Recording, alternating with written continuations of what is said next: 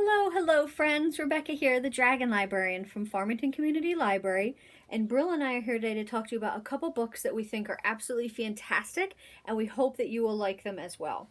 So, actually, for the next couple weeks, I'm going to do something a little bit different, and I'm actually going to be talking about books that were made into movies or TV shows, because I thought that would be really cool to be able to compare the book to the movie and how did it hold up during the translation to a different medium, which one you like better.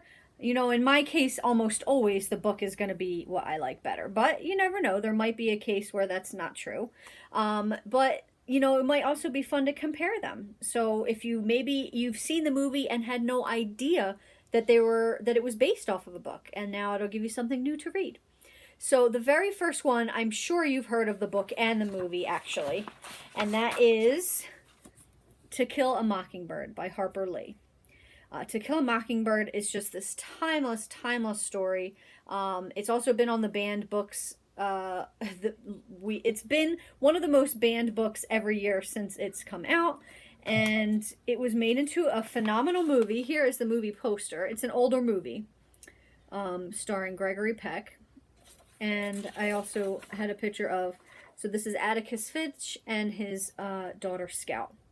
Gregory Peck plays Atticus Finch in the movie, and he is just, mwah, beautiful man, wonderful portrayal of Atticus.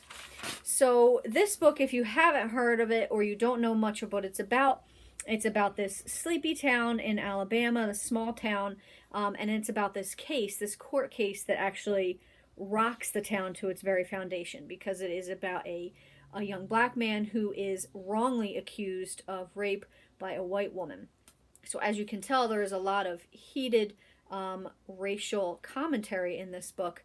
But what's really, I think, such a fantastic and fascinating aspect of this book is that it's told through the point of view of Scout, this young girl.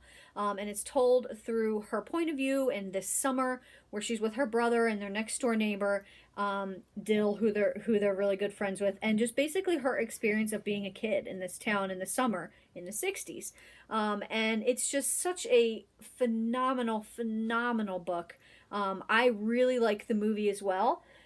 As much as I love Gregory Peck's performance in the movie, I do think I like the book better, but that probably is just because I read the book first and then saw the movie when I was a little bit older.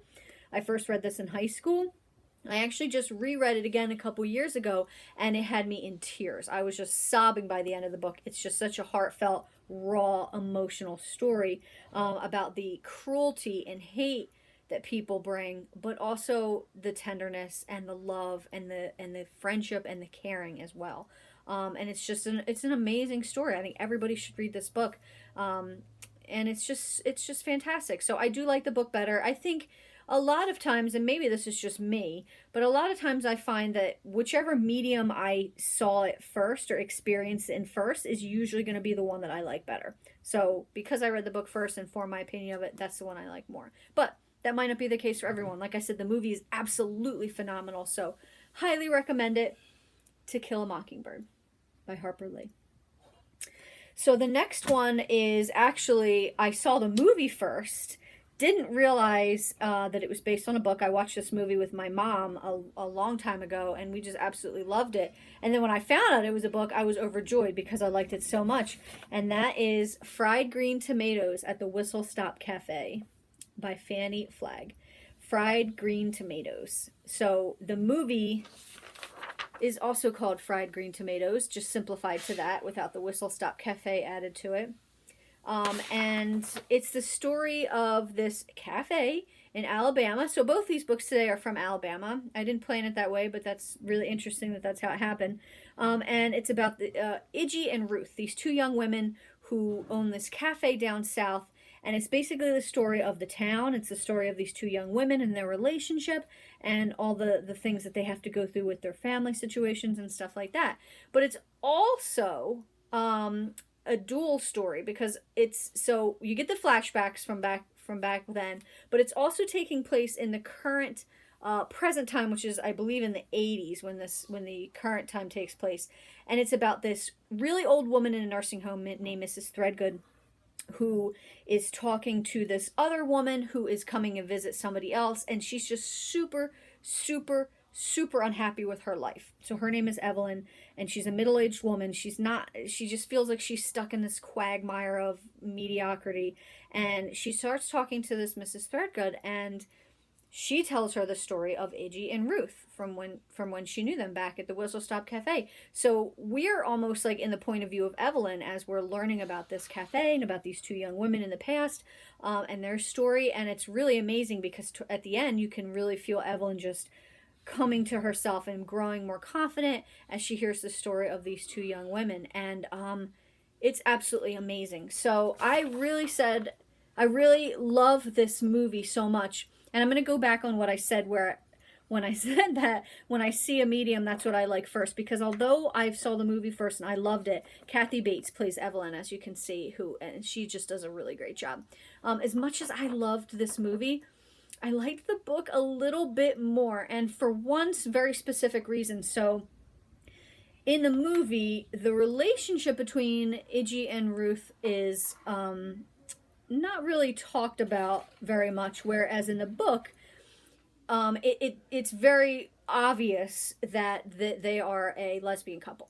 And it comes across because you get in Iggy's head and talking about how much she's in love with Ruth and things like that. And it's not anything explicit, but you definitely get that feeling from the book where you don't get it from the movie. In the movie, they're just really good friends. So for me, I found it more enthralling to read this story.